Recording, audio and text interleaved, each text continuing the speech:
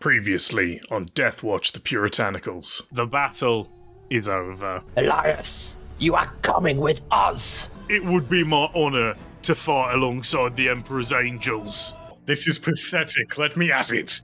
If you are so mighty, if you are so ancient, then why do children die starving in your streets? If that thing speaks in my presence, I will rip out its spine and beat you to death with it. August puts a bullet in her head and cuts all three of the children in half. He impales himself on the Crusader's sword. In the Deathwatch, a leak. The town know of the biophage.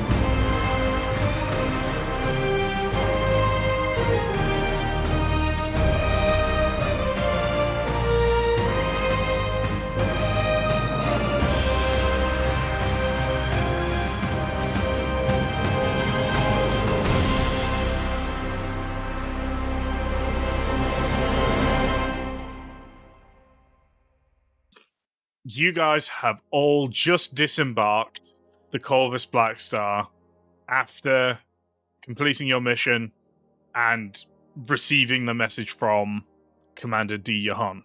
You disembark onto the Lance of Penance and hand in your reports, return your armor and arms and equipment to the armory, and then it's a bit of a Medicaid checkup, get your wounds healed and stitched. The opportunity to see Demon's face in this time. Yes, Sala would get the opportunity to see Demon's face in this time. We're going to skip that? We can do that. I will set the mood. Okay, so you are all walking off of the Corvus Black Star, and you head, after handing over the body of the Tau Watercast to some Medicaid serfs who are taking it for dissection examination. You head to the apothecary yourselves, along with the serfs, probably helping them with the body a little bit, because it's easier for just giant muscle man in power armor to just scoop it one-handed along in a stretcher. Actually, would any of you help them, or would you just let them struggle? Are you talking about the Tau corpse? So yeah, it's the Tau corpse. It's a couple of Medicare serfs have got it on a little metal trolley, a dissection bed basically with wheels, and they're just trying to get it to the corridor. Why are the servitors not doing this? Because slaves are cheaper than servitors. Yeah, so Constantinos is going to help them out with the stretcher and move it along. He'll be quite interested to see what the proceedings and report on the autopsy of the Tau is. See what makes them tick. Yeah, you can request that later. A wealth of knowledge on Xenos is available to members of the Deathwatch at nearly any hour. So, heading along, you guys are... You know that you need to report to the Apothecarium, immediately after a mission. Always, because you need full physicals, you need to be checked, any wounds need to be healed. You guys have a lot of wounds, and so as you enter the Apothecarium, the first thing that happens is you are disarmed and disarmored. And so you're in this kind of de-arming room, where serfs and servitors are ready to take your stuff back to the armory and back to your personal sort of armory lockers, where your particular suit of power armor, your particular bolter is stored and maintained. As Dima removes their helmet, what does Sala do? Sala visibly sort of recoils his head a little bit and then kind of squints his eyes and sort of looks forward and says, "Brother, have I ever told you that your visage is truly unique? Clearly the Emperor shaped you to inspire fear in the hearts of our enemies." I will take that as a compliment, brother. Yes. Why is everyone forgetting things about me today? I meant no insult, brother, only admiration. You're just that forgettable, Dima. Oh, I'm gonna fall a smite. He didn't call you a speed bump. Did Dima find Sala's remark humorous, or is he offended? He would have flashed a smirk. Brother, that face alone might win battles. Perhaps we should deploy you without a helmet more often. Seeing what happens with the helmet, I'm quite opposed to that one. Sala's just going to smirk back at him. I will possibly use it on that commander next time. See what happens. So, you guys, after getting examined by the Medicaid, your armor's been returned. You are going to your bunks for rest and recuperation to allow your time for your wounds to heal. You are then back on standard Astartes drill, which leaves you no time for essentially anything. You are eating, fighting, training, sleeping on repeat. However, Constantos, you're taking a little bit of time out of your training regiment because you specifically want to seek out the watch captain, correct? Yes, ma'am. Okay. So, after sort of inquiring around, the location of Watch Captain Varvas is always semi-secret because watch captains have so much forbidden knowledge on them and are generally a bit mysterious. Like, they are Deathwatch Marines who have been given high command. They have a lot of Inquisition secrets. Many of them have, worked with some of the most prestigious Inquisitors around. You're going to eventually be directed to a small chamber deep within the depths of the Lands of Penance. And it is a small, dark chapel room. The front doors are very thin, very slim, very tall, and very pointed. They are engraved with, kind of skulls and this sort of dark, foreboding, sort of a dirty silver. And you've been directed here by Seth, who bears the Watch Captain's personal heraldry. This is one of his orderlies. Perfect. And, yeah, you can just knock on the door. Yeah. 3 stern knocks. Enter! Konstantinos is going to open the door, entering within the room. Do I see him? It's a small, oblong room, very dark, and the edges are in complete darkness. In the center of the room is a small, black brazier with the hottest, whitest fire you have ever seen burning within it. You can see a small little poker is resting in the flames, and Watch Captain Barbarous is kneeling in front of it, hands on his thighs, wearing just a loincloth. His eyes are essentially reflecting the white fire itself, and yeah, his body is deeply, deeply scarred. He is also, and one thing you will immediately notice with Varvas being out of armor is his forearms have what appear to be metal chains fused into the flesh and bone. Like, they are jutting out of his forearms at impossible angles. Like, it is like part of his actual muscle is part of these metal chains for them to be at the angles they are at. And he turns up to look at you, staring at you with his smouldering red eyes. Konstantinos, how can I help you? Brother Captain, if I may have a moment of your time. He will gesture to the other side of the brazier as if for you to take a seat. I will go ahead and do so. I assume at this point I am also out of power armor and my toga, or Yes, you're in your toga. as I will sit across from him. As if my memory serves, you have told me that a brother of the watch kneels for no one, but just know, the jester is there. He gives a little bit of a smile. You are not kneeling for anyone, Konstantinos. You are merely taking a seat. Thank you, Brother Captain.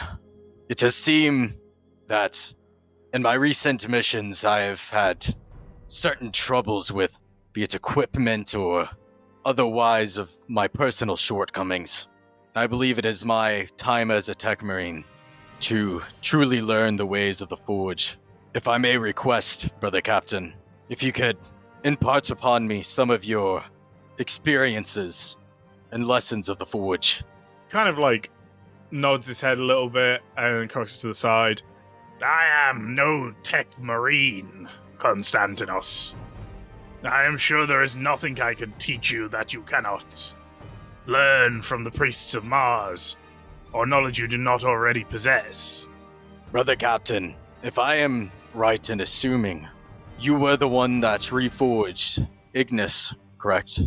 Yes. Seeing firsthand what it has done in battle hasn't been quite a spectacle.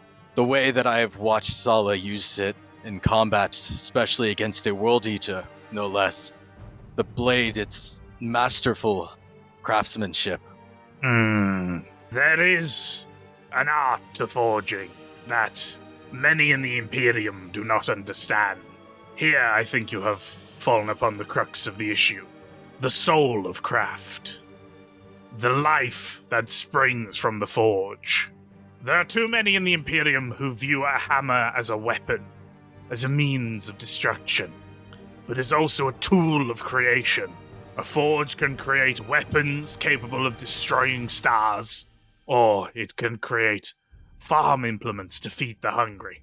It is understanding that these both share their origin in the art of craft that allows one to unlock the true potential of metallurgy. It is a gift known only to the sons of Vulcan, but you wish to learn it. Yes, Brother Captain. I see. I make you no promises, Konstantinos. What you are asking is to learn my blood, to learn my being, to learn who I am.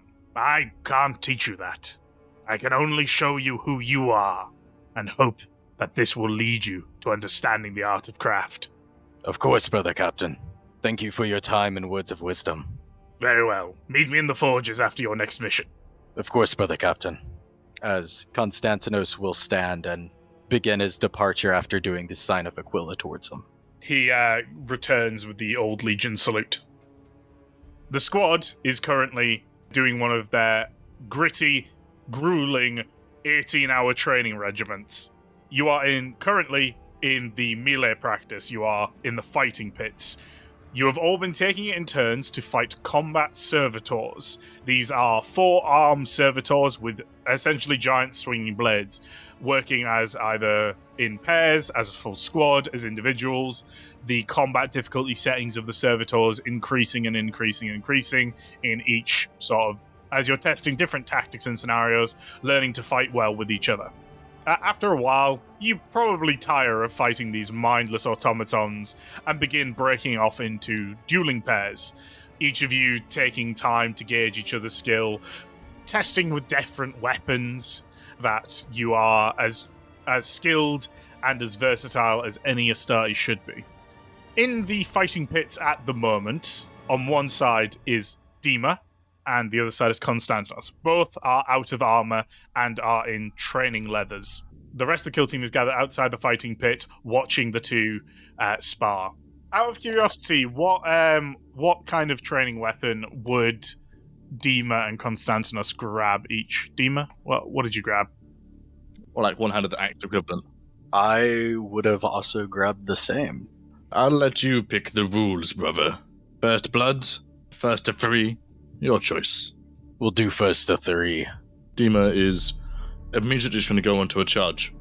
Cousin Salah, what do you think the result will be? Dima will win. But I hope that Konstantinos gets a good hit in at least.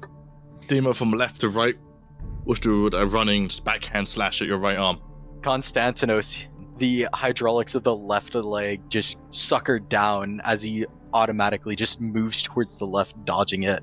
As Konstantinos shimmies to the left, he's gonna go raise his right arm upwards, trying to uppercut you through the jaw with the axe. Dima, seeing this approaching, I will do a completely fetid iron arm. Do you remember what happened last time he used a psychic power in the station? All the turrets activated and he got shot. Yeah. Cousin Salah, is that against the rules? He's doing better than last time. I believe that to be fair enough combat, considering his opponent is loaded with cybernetics. I see it as a crutch, cousin. Dima's seen the uppercut. He'll just go to catch it and pass it off to the left with his free hand. As the blade goes up and you push it out of the way, the plan was for it to be a distraction as it just goes in for a headbutt with one leg going behind yours to trip you down. Dima has no response. He just eats the cud. As Dima falls, he breaks his nose a little, blood coming out. Technically, first blood to Konstantinos. So Dima, upon getting knocked onto his front previously, is going to just make a lightning quick attempt at Konstantinos' inner thigh, or whole thigh, to grab and grapple him back. Konstantinos, he's just gonna bounce back just about an inch, staying just out of your reach. Brothers, have you ever seen Megafauna fight before? I was wondering what we were looking at, Brother August. Cousin Konstantinos is learning from me. Dima stands up, and that would be the end of my turn. I am going to, narratively, as you're getting up, I'm gonna swing. It's not gonna be a takedown. Actually, you know what? Fuck it. It is. I'm gonna try to take you down again. Oh no! Dima, in response to the attempt at him, will reposition him through pure force of muscle and just headbutt him through the floor, downwards, just flooring him. Konstantinos is now on the floor with a half action. I'll use a half action to get up. Dima, upon raising his axe with a twitch as a failed attempt at a feint, will just bring it down, hitting you straight in the head. The axe, blunted, but still leaves a small cut on Konstantinos' forehead, drawing blood, 1-all. As you bonk me in the head, I'm just gonna swing again at you. With your axe raised going downwards, I'm going to use that downwards momentum against you, as I'm going to try to hit from the side as quick as possible, not letting you have time to react. Dima will go to catch it in his offhand. As I strike you in the right arm, Konstantinos' left hand, his free hand, is going to try to grab you on the face, slam you back down to the ground with another touchdown. I fucking go to grab you in the face and you just push my arm aside as then you grab the back of my head and put me down. Is that what just happens? Spin your arm round, reverse, bang. Dima will just go to kick him in the head. Yeah, I'm gonna go kick him in the head. As you just kick me? No, Dima just one up an axe kick directly to the back, crunching your spine a bit. From the stands, Barbs is going to shout, Brother Konstantinos, it is inadvisable to remain on the floor this long. Wise counsel, cousin. And then with my remaining half action, I'm going to go to half grapple. Bad move, Dima. You should have hit that one. Fucking goddamn tutorial NPC. I'm not beating the allegations.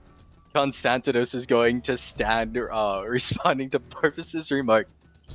Yes, brother. I'll remember that next time a power sword wielding foe comes towards you. As half action to stand, and with me standing, the movement of my body, I'm using full force to try to hit along your body or jaw yet again. As I'm going to stand, the pistons and hydraulics of my legs giving me force as I just bring it up and just hit him directly into the side of his abdomen. Just yeah, Dima, off balance still from the failed grapple attempts, will probably just take a knee after that one and admit his defeat. Konstantinos is gonna offer his free hand to help you up. Dima would have said, "Close match, brother." Yes, quite a good one. I didn't think a tech marine could move his body like that. Most impressive. Thank you, brother. Hydraulics are more than power. They are mobility. As with that cheesy, horrible one-liner, I'm going to leave the arena. You did well, Konstantinos. It seems you're learning from my moves after all. Yes, thank you, brother. Your lessons have been quite useful, not only here, but in the past mission. Perhaps we should face each other in the fighting pit next time, eh? I would like that. Gotta do the Astartes version of a dap up. Garfield just has a big toothy smile before, like, fist pumping your chest really hard. Brother, close your mouth. August would like to consult the current understanding of Tau. How is it organized, the knowledge that the Deathwatch offers? Do they have a librarium? Or is that separate? Is that a different thing completely? The Deathwatch does not have an official librarium at all. So the Deathwatch does not operate like any chapter ever. Their records are maintained by keepers. Yeah, if that's where the knowledge is at, August would like to seek an audience with that repository because he wants to immerse himself in the current Imperial knowledge on the Tau. He finds this particular threat very insidious and wants to prepare himself accordingly. Okay, yeah, we can do that. Okay, so, August, you have requested as part of your training regime that you receive additional tutelage and knowledge from one of WatchStation Zalfron's experts on the Tau.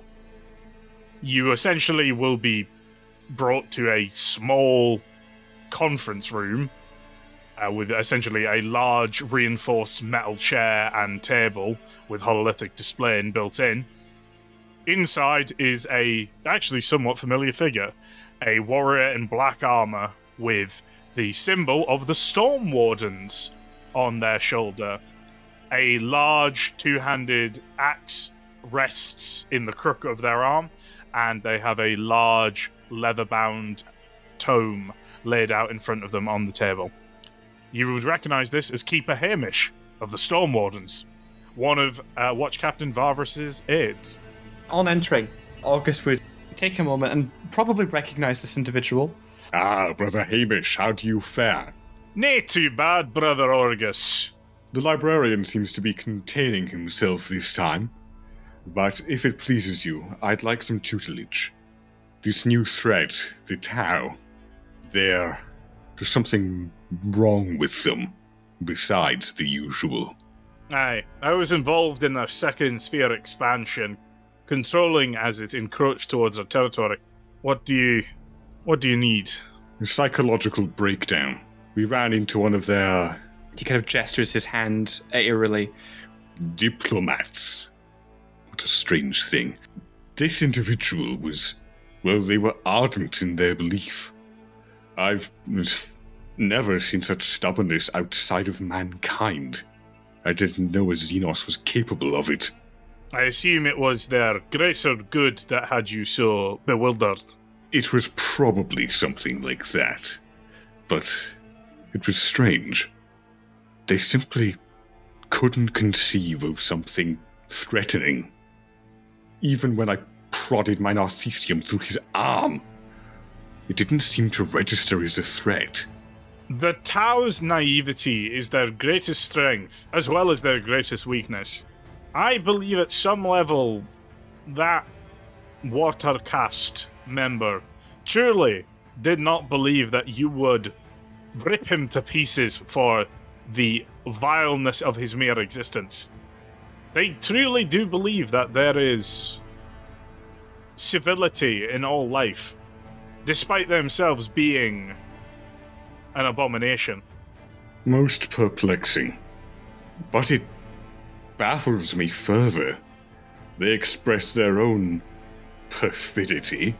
They slaughtered any who stood against them, even those who I presume rebelled non-violently, I believe is what they conscience.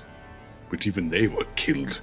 The simple fact is the Tau are an empire like any other. They come at first with roses and bread, but should you resist their acquisition of resources, they will bring down the full might of their armies upon you. They are liars and deceivers like that. The Imperium, we are upfront with our threats. They are slavers, then, of a more sophisticated kind. Insidious indeed, brother. But arrogant, and that will be their undoing. They profess a strength that they do not really possess. They believe themselves the kings of the galaxy already, because they do not know its full extent. Look how their forces have fled before the Damocles Crusade already. They have retreated back and in disarray before our vanguard forces. Now we make ready to invade their home territories. I see. It still baffles me. How could such a species take so many worlds from us? Flowers and bread. It is an insidious taint. The ruinous powers, for all their perfidious ways, are far less of a corruptive influence than the Tau, in my opinion. His eyes widen immediately upon hearing that, and his face twists. What's normally a fairly serene expression grows lines, and he suddenly looks a lot older than he did before. I see. Everything I learn about this species only makes me hate them more. I would control your rage. They will exploit it. You must keep a level head when dealing with the Tau. Teach me, Hamish. I will tear their blood from the stars with time and patience, if that's what it takes. I'm afraid to truly defeat the Tau takes a much greater task than even members of the Deathwatch can achieve. To truly and utterly destroy the insidious corruption of the Tau, we must have efficient and intelligent bureaucrats in charge of planets bordering their territory. And I fear not even the God Emperor himself could achieve that task. He sort of gives you a smile. August nods, kind of wanly, giving a smile. He seems a little dispirited now, but his face is full of consternation. He's obviously thinking, and thinking a lot very quickly. Come, brother, I will show you the tomb I have assembled on them. It will serve as a good introduction, and he will open the big leather-bound book inside and begin to slowly take you through the information and the intelligence the Deathwatch has on the Tau. Okay. A day or two has passed. You have been on your regimented training regime when an announcement comes over the Vox intercom of the Lance Penance. All warriors and staff report to docking bays 1, 5, 7, 16, and it just keeps listing off numbers. All staff, repeat, all staff to disembark. And you make your way to your special little Astartes hangar bays, where a small fleet of Arvis lighters are waiting for you. Whoa! I love Arvis lighters! You guys are equipped in your standard issue war gear. Nothing special, nothing fancy. You're essentially in parade dress, so your armor has been buffed to a dark shimmering gleam. You file on to the Arvis lighters by squad, and on the Arvis lighters are in fact the 3 prisoners you captured on Kleist, locked in special penitent cages. These are long, tall, metal cages that are made entirely out of bars, the inside of which is completely covered with spikes. Each of these prisoners has been perforated by these spikes and is dripping blood onto the floor of the Arvis lighter. They howl and whimper. They all look like they have been truly and thoroughly excoriated, tortured to within an inch of their life, possibly over that inch and then resuscitated. And they are all in a very terrible state, staring, unfocused. They don't look entirely conscious despite their eyes being open. Their minds appear to have wandered elsewhere. I'm going to rattle the cages to try and get them awake. Rattle the cages. Oh, nightmare. Wake up, heretic. They are awake. They are standing there. They instinctually jump away from your rattling, which forces them into the spikes which coat the inside of these large Baroque black cages and draw yet more weeping gashes from their flesh. Garfield just erupts into a bellow. The heretics deserve everything they get. Don't you agree? I'll just turn to everyone in the squad. It goes without saying, brother. So I was just going to sort of step forward. Not really step forward, just lean his head forwards towards the cage. Rejoice, heretics and Xenos lovers. Today you shall witness the Emperor's justice firsthand. With this end to you, you will absolve the people you led astray. Your death is not without purpose. All right, and without further ado, you hear the commotion of the flight crews and the sort of serfs that maintain this hangar, as essentially the depressurization warning has been flared. The landing ramp on the back of the Harvest Lighter closes, sealing you inside. It's hold and bathing you in blue artificial light, as very slowly the hangar bay doors open and the hangar depressurizes. After a sort of sudden shake, the Harvest Lighter takes off and begins cruising through space, heading towards a Retribution-class battleship known only as the Blade of Woe. After a short translation through the void, touching down on one of the hangars of the Blade of Woe, and the door goes down, and the cages are on essentially kind of little wheeled platforms, so you can guide them through the hold to the judging chamber. There are serfs ready to greet you as the Harvest Lighter goes down. They bow deeply, making the sign of the Aquila to you and raising it above their heads. I will respond also with the sign of the Aquila. Likewise. Likewise. Who is going to be at the front guiding these cages? It's going to take two of you. They're kind of like a little train. So you're going to need two at the front, two at the back. We gotta do this, man. Yeah, sure. Alright. So Barbus and Sala at the front, whilst August and Dima steady the cage train from behind. You begin walking through the Blade of Woe. It's very different to an Astartes cruiser. It's far more ornate. It's far more comfy. There's a lot more tapestry, there's a lot more carpeting on the floors. There's a lot more kind of rugs. It's very less Spartan, but it's equally as defensible, but you can kind of see flaws in the defenses, especially those of you keen in defense tactics like Konstantinos. I have a +20. Thanks. You can see that this Baroque works, these ornamentations, kind of detract from its defensibility, and that you're giving the enemy unnecessary cover in these corridors where they're meant to have none, and a gold embossed statue of the Emperor that is not gives you no tactical advantage whatsoever. This feels a lot like home. Such a place of reverence. Truly, I would wish to speak to the designers if we had not more pressing matters. Speaking of your pressing matters, you hear a roar of noise. You are maybe 10 minutes walk from, the Hall of Judgment, and you can feel the vibrations of noise. Heading through, you come to a pair of large ornate doors, which slide open, and you are physically staggered by the wave of noise that hits you. Through the door is a large room, an immense cavern of a room, and it is stacked to the brim, to almost the point you can't fit any more capacity with people.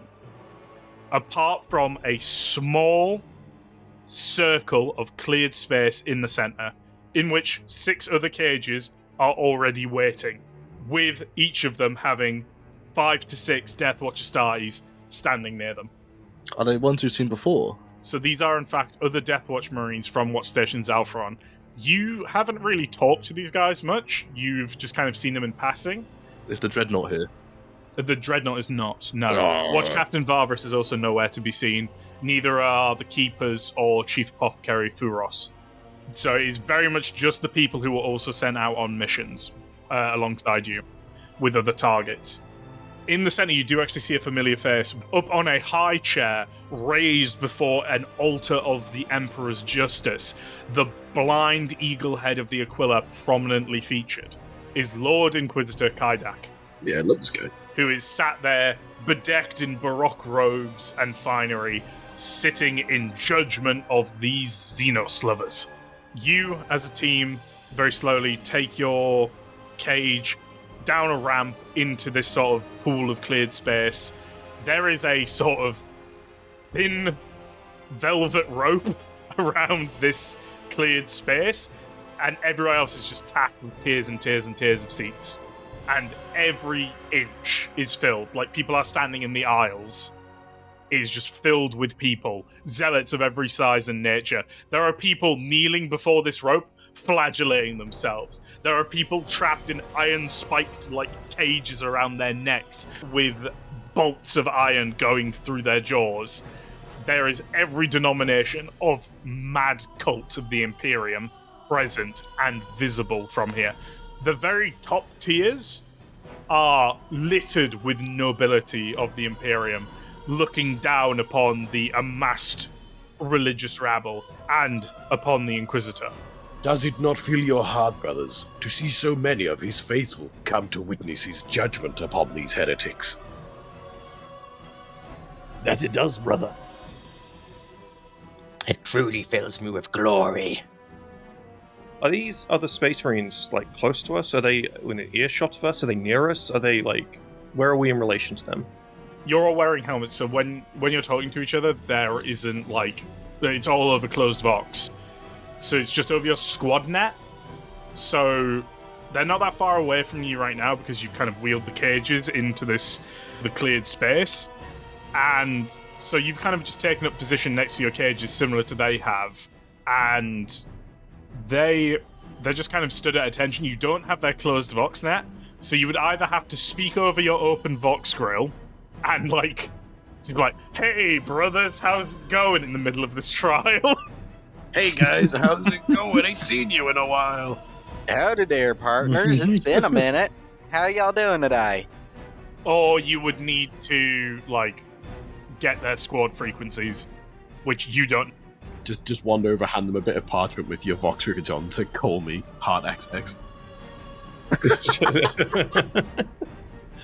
As you guys take up your final formation, as you take in this immense scene of religious zeal before you, the Lord Inquisitor raises his gavel, brings it down, and a pair of hidden speakers within the throne boom it around the room. Those of you who have fought the Emperor's Children or similar, the most comparable experience to this is when you've been shot at with sonic weaponry. But it is an immense sound, and the entire hall goes quiet. Prayers becoming silent, though not stopping. I am Lord Inquisitor Kaidak. I sit as High Justice in this trial. Before you, citizens of the Imperium, are traitors, xenophiles, heretics. There's as he says the word heretics, there's a huge roar of disgust. And he bangs the gavel again, that sonic blast silencing them. I mourn for these lost souls of the Emperor. I weep that they have been led astray. The Emperor is a forgiving god. The Emperor is a just god. But the Imperial Creed and the Imperium has no place for the heretic, the mutant, or the alien.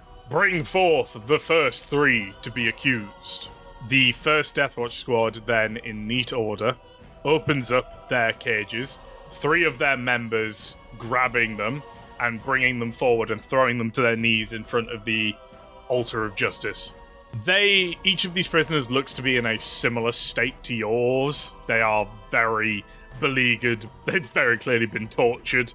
One of them breaks down weeping immediately, gibbering for mercy. One is just staring into the void, and the other seems to be trying to hold themselves together with a sort of stoic repose. But your keenest eye senses tell you how scared these people are. The Lord Inquisitor lists out the many, many crimes of these three individuals, highlighting such things as, collaboration with Xenos, cowardice in the face of the Emperor's enemies, and dereliction of duty.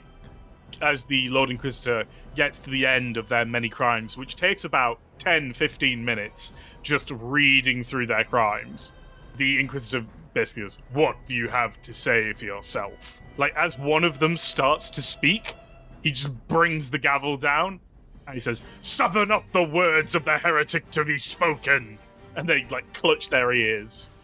And then he just jumps straight into sentencing. "I sentence you three to death by immediate execution." And without, a pause, without even a heartbeat, just the three Deathwatch Astartes that were putting them on their knees snap their necks.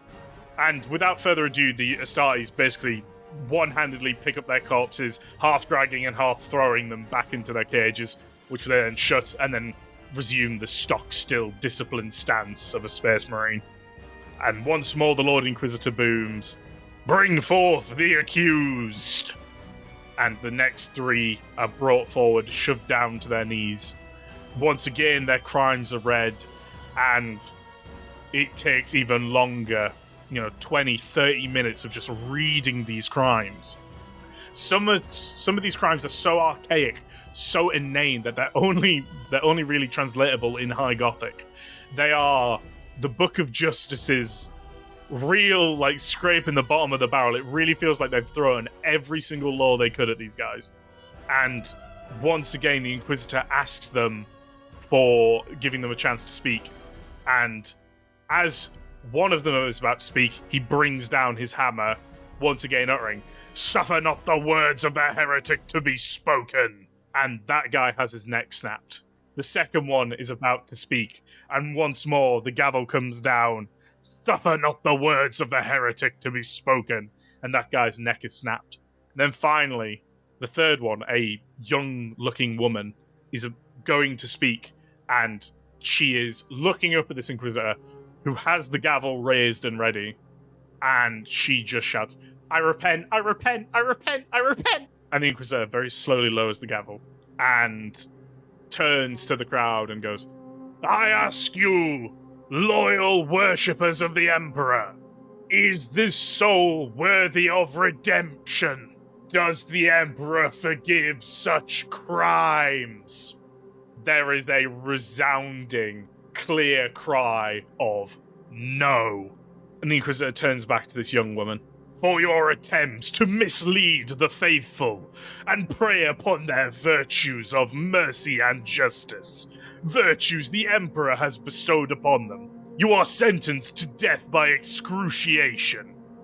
You will be taken from this place and ripped apart, chunk by chunk, piece by piece, till all that is left is your sin." At which point, the Deathwatch Marine grabs her and drags her over to the more esoteric and depraved-looking devotees and throws her bodily into their midst. Just one-handed throws her. And she is fallen upon like locusts falling upon crops. And hooks are thrust into her, and she is already being just torn to pieces like a pack of hyenas. It's so animalistic, it's so brutal, and it's so bloody that the only thing it would ever put you in mind of, and if you were the sort to have doubts in the divinity of the Emperor, and especially the Space Marines, you've seen pretty similar rituals amongst Chaos Cultists. Truly, the zeal of the faithful is unmatched here. So it would seem, brother.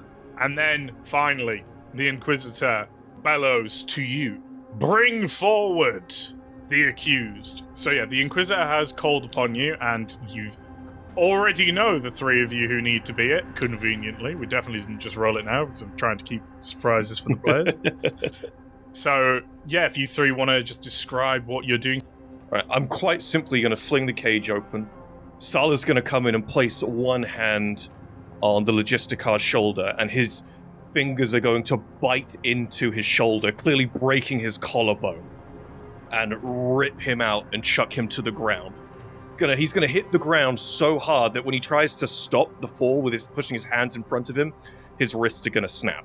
This guy is gonna, honestly, if it wasn't for what he'd been through at this point already in terms of torture, he'd probably start screaming at this.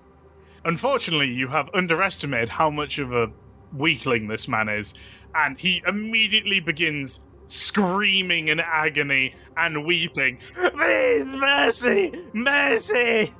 The watching crowd is enamored with bloodlust and rage. They're stamping their feet, they're gnashing their teeth. People are starting to claw at the rope, biting and pulling at it in just a religious frenzy. Oh no. Sala's going to step forward with his Vox scroll on, and he's just going to say, "Silence!" And he's going to punch this man in the fucking jaw. Not not in the side of the face, in the jaw. He is breaking this man's jaw. I mean, the man drops and he's now unable to scream. He's just weeping, a quivering sack of flesh just before this altar. And once more, the crowd they're loving it. They're lapping it up. They love this violence. They're thirsty for more retribution. The planetary governor, I'm just going to grab him up by the neck and lift him up for all to see, full overhead, just choking him out partially enough to keep him alive while I walk forward.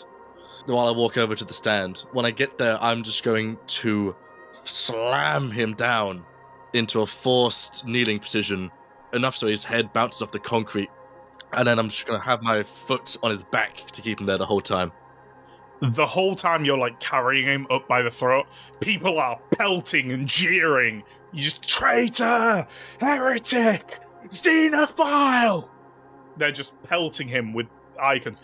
A couple of blades start clattering down. Enforcers in the crowd start running over and clubbing those people. They're obviously of no threat to you. They're little shivs, comparable to what the child tried to use on Sala on the planet. They're, you would need to be out of armor for this stuff to even have a chance of hurting you. But they're starting to hurl weapons into the clearing. So Barbas is going to open up the cage, but he's not going to grab him immediately. He's going to instead take an arm and press it forearm horizontal over him and push him back into the spikes and lean in close. And his Vox is turned down quite enough that only him, Elias, and basically the few people around them can hear it. He's just going to say, "Do you understand repentance now, Elias?" Before pulling back, grabbing him by the fucking hair, and just peeling him away real slow. So he kind of swings out of the cage, using his feet to stabilize himself. But, still holding him by the hair. So he's kind of just stuck in a very uncomfortable position. And just slowly pulling him along till he gets to where he needs to be the whole time. There's a bit of a greasy blood trail from the new holes in his back. Before getting to the point and just whipping him up into the kneeling position and leaving him. Once again, the crowd, more and more projectiles are coming down at this. There's a lot of, "You were a holy man! You betrayed the Emperor!" People are, starting to close in on the ropes. Again, more enforcers are moving through the crowd to try and hold them back, but just the sheer weight of people. People are trying to come down the tiers. You pretty out the corner of your eye, you can see a couple of people fall off the higher tiers because they're, at the edge of them, rattling the bars. You're pretty sure as well, off in the distance, one of the tiers has collapsed and a bunch of people have just died. Oh my god. There's just so much noise that it's hard to tell, though. Even as Astartes, there's just a wall of noise around you at this point. The Inquisitor sort of raises his gavel, strikes it down again as these three figures are in obeisance before him, and he begins reading through their crimes. And you hold these men down for 1 hour as their crimes are read. Eventually, De Laurel has stopped crying, and Sala, I will say, the smell coming from him is rather foul. As the crimes sort of bring to an end, there is a borderline riot happening at the outskirts of the trial, you think. You can hear, enforcers and gunfire as, they've grabbed the more, furious and frothing watchers and kind of just pulled them aside, executed them or beaten them to death.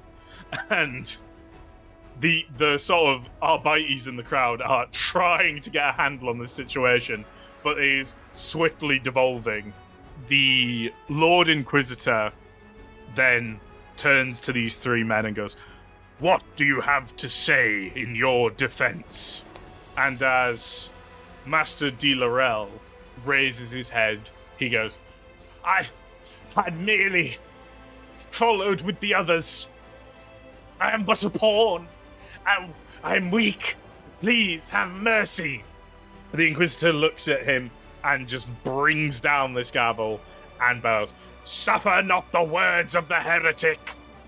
I think it would be rude to delay. All Sala's going to do is just have his... We're going to do to him what we did to Silas.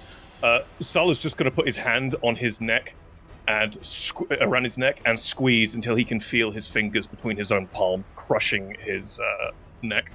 As you feel that sensation, Master de Laurel goes still, and you drop him to the floor dead. And then the Inquisitor turns to Planetary Governor Harvard Van Tor. And before Harvard Van Tor can even say a word, he brings down the gavel and goes, "Suffer not the heretic to speak." So Dima is just going to grab both of his arms, because he still has his foot on his back, bend him sort of forward into what looks like a fine C shape, and just yank back while his foot goes forward, and just rip off both his arms, and slam his head into the floor with the remaining force from his leg. The Planetary Governor dies screaming and quickly from blood loss. you might hear on the left, or the left or right of Demo, just as it should be. And finally, the Inquisitor turns to the Archdeacon. The Archdeacon very slowly raises his head, and he half turns, so that he is half looking at the Inquisitor and half looking at Barbas. And he turns back to look at the Inquisitor entirely. "To suffer is the Emperor's greatest blessing." And the crowd around you, it's deafening aura of noise. And the Lord Inquisitor brings the gavel down. The boom goes out, silencing the crowd once again. "This man is repentant!" And there is a stunned silence from the crowd. "The Emperor is a forgiving god, a merciful god, and this holy man has been brought back into the light of the Emperor, as all the worlds the Tau have touched shall be. Their citizens shall find the greatest blessing of the Imperium, repentance and service to the God Emperor of mankind." And there is this hissing, vitriolic booing. The entire crowd begins hissing, gnashing their teeth, stamping, screaming, "Lies! Treachery! Heretic! Burn him!" And they begin pushing hard against the enforcers that have started to assemble around the rope. They are, in fact, beginning to rush into the central plinth. They are rushing towards the Archdeacon. But seeing the crowd rushing over, he already had his other hand resting on his combat knife. He simply quick draws his bolt pistol and aims it at the feet of the closest person breaking through the enforcers. But I don't mean at the feet as in, like, in front of his feet. I mean he shoots his feet. You blow away this poor petitioner's feet, and they fall to the ground, bleeding and screaming. But the crowd still rushes on. Konstantinos is this hulking body going to try to block off their path towards them, swinging down the servo arm to one side, kind of extending his width that they would have to pass. What are the other Space Marines doing? The other Space Marines are beginning to maneuver into... So one squad has immediately rushed towards the Inquisitor, forming a ring around the Altar of Justice. The other hasn't, they seemed a little bit paused for a second. One of them is going to turn to you and just go, "Leave that one. Let the crowd have him." He points to the Archdeacon. I'm assuming the Lord Inquisitor is, hustling away, sequestering himself now. So the Deathwatch team that have formed around the Altar of Justice, the Altar of Justice is now kind of, retracting down into the floor. Yeah. Sala's just going to get on the Vox to Barbus and just say, Brother Barbus, kill him yourself now. We'll let the crowd have him. You can't save him. Sala's like actually not even going to try and stop the crowd move past him. He's just going to. He knows they're just going to funnel around him. He's too much of a mass for them to push down or anything. They'll just funnel around him. August is going to stride up next to Constantinos, and using that particular, I forget what the name of the ability is. Is it Authority of Command or something? Air of Authority. He's going to use Air of Authority, and wants to yell at the oncoming ranks of zealots, taking his helmet off, stamping his foot down, and leaning down to kind of closer reach their head height. Not nearly, though. He's just a bit too tall for that. And he'll yell, "Heed the Inquisitor's command. His word is sacred." So several of these zealots immediately stop and abase themselves before you, dropping to their knees and bowing deeply. Actually, can I push this further? Can I push this even further? There is, in fact, actually... Oh, do you want to invoke your chapter demeanor? I want to invoke my chapter demeanor. It is standard practice in his chapter to manage large crowds with this kind of domineering speech. All right. I will give you the opportunity, Zarek. What is Garthiel doing? I feel like he's just... You chilling with Sala? Just like, lol, let these fuckers die. Yeah, just chilling with Sala, just thinking to myself...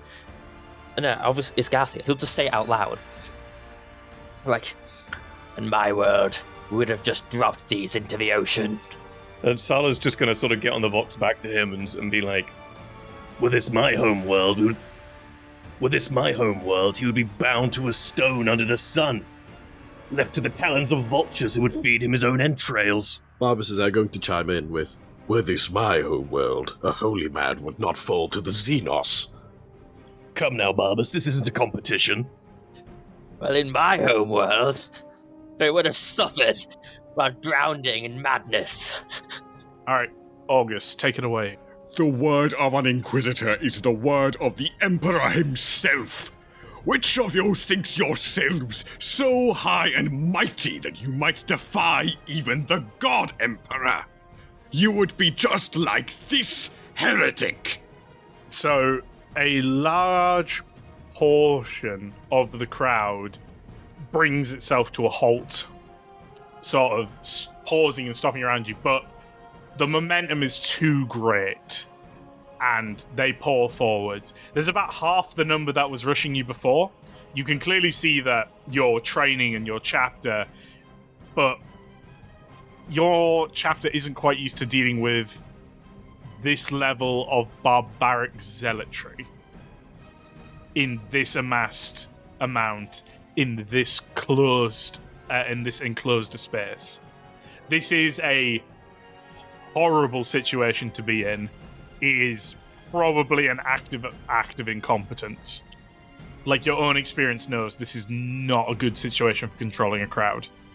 I guess he'll, in the subvocal vox, say to the others, Will we let them debase themselves and damn themselves? Or will you grab that heretic and abide the Inquisitor? What is Dima doing? Because right now you're just standing on top of a bloody dead man. Dima would go to defend the fella. Garthiel and Sala are stood by the cages, quipping as they're about to watch this man die.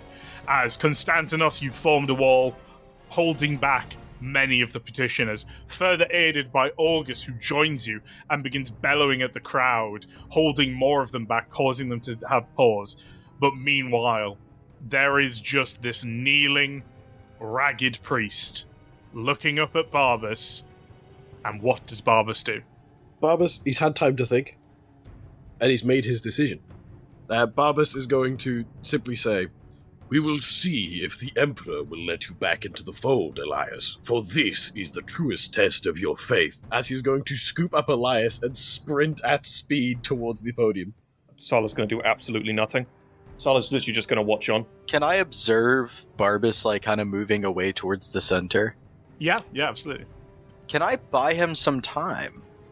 How would you like to do that? I have an ability called Feedback Screech.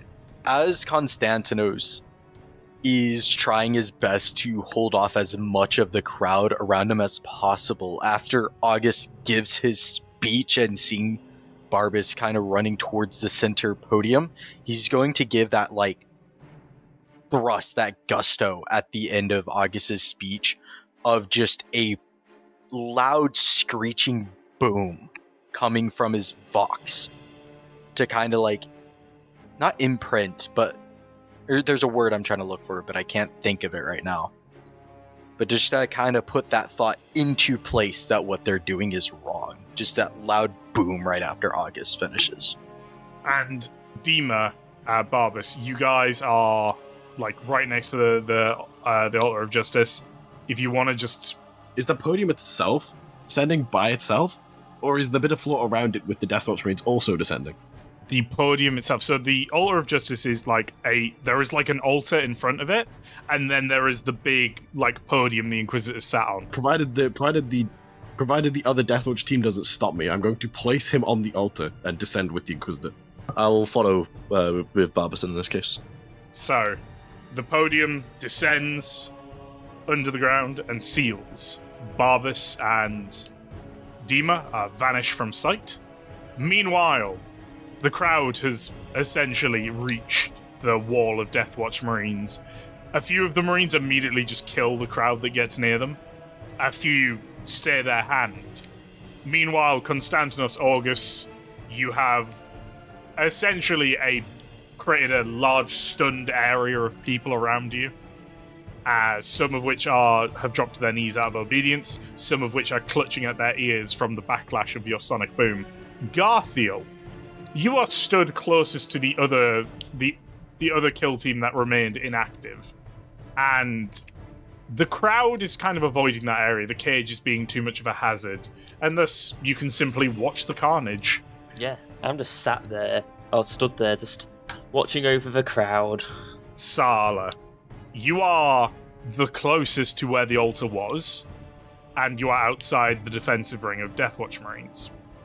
You are swarmed by people, frustrated and angry that the true target of their fury is missing.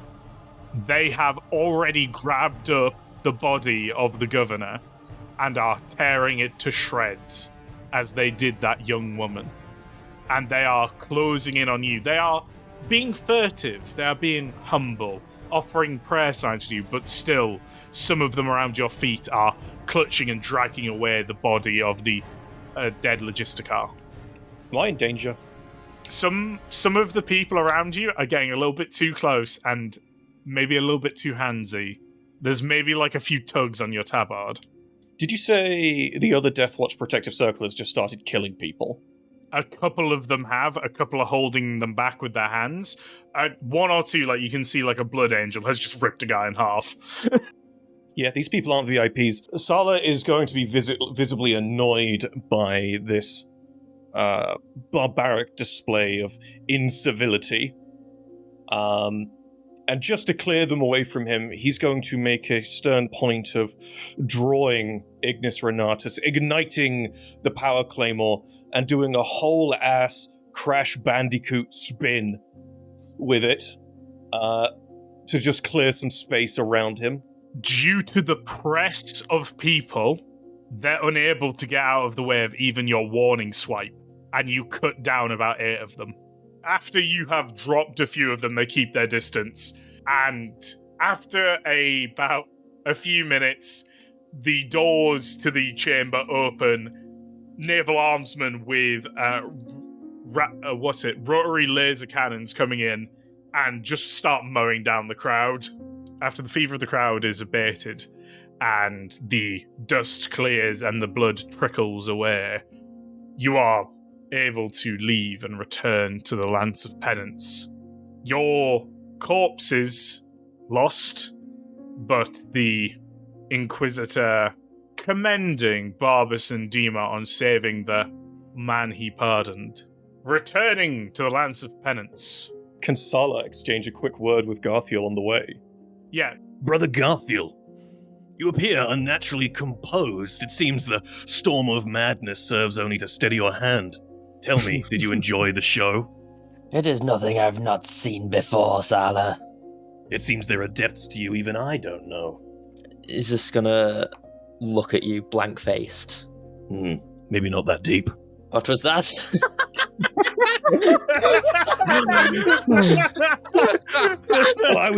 Brother, I was just commenting on how deep the Inquisitor's platform sank. Yes, of course. That's what I thought.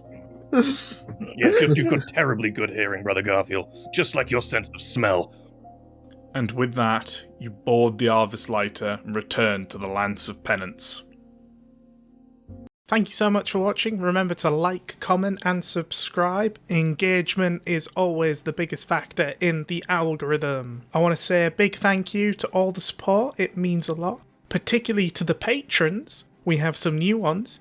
So thank you, Tybros the Colorblind Way, Leon, 3x01, and Connor Samuel Woolrick. Your support means the world to me and is going to help me be able to do this full time. So, thank you so much, and thank all of you for watching. And until next time, suffer not the alien to live.